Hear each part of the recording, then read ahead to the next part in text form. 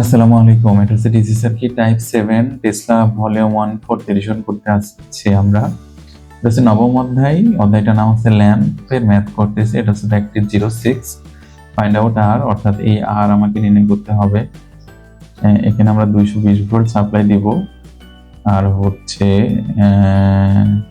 এখানকার এই আরটা নির্ণয় করবো যাতে এই ভোল্টেজটা রেটেড ভোল্টেজ পায়, আর অর্থাৎ এও 110 ভোল্টেজ পায়, এই বাল্বটা 110 ভোল্টেজ পাই, তাহলে এই 220 ভোল্ট আমার সিরিজের সমপরিমাণ ড্রপ হলে জ্বলবে। ওকে, তাহলে 60 ওহম রোধের আমরা রেজিস্ট্যান্স দেখলাম 201.67,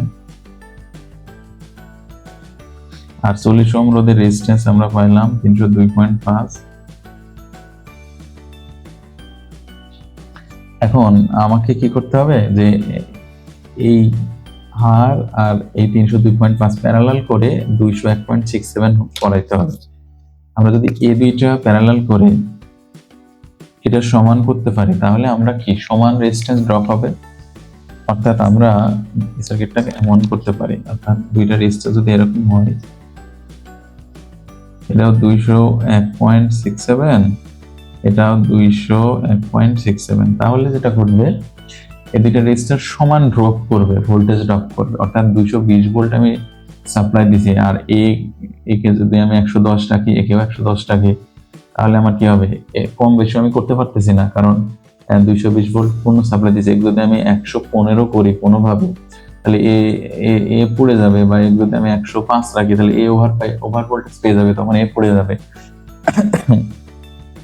তো আমাকে এমন ভাবে রাখতে হবে এই রেজিস্ট্যান্সের সমান এই দুটা মিলাই, তাহলে আমি বলতে পারি যে এই আর আর এটা যদি প্যারালাল করি 302.5, তাহলে এটা সমান হতে হবে। এইটা ক্যালকুলেশন করলে পেলাম আর সমান 605 ওহম। কিভাবে আসছে সেটা আমরা দেখি। আর এক আমরা দিই এক্স ইনভার্স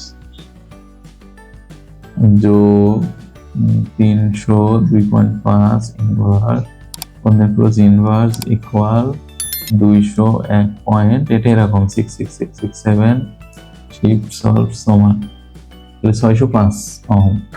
তাহলে 605 ওহম যদি রোধ হয় এইটা এই আটটা, তাহলে আমরা এই সার্কিটটা জ্বলবে আর কি।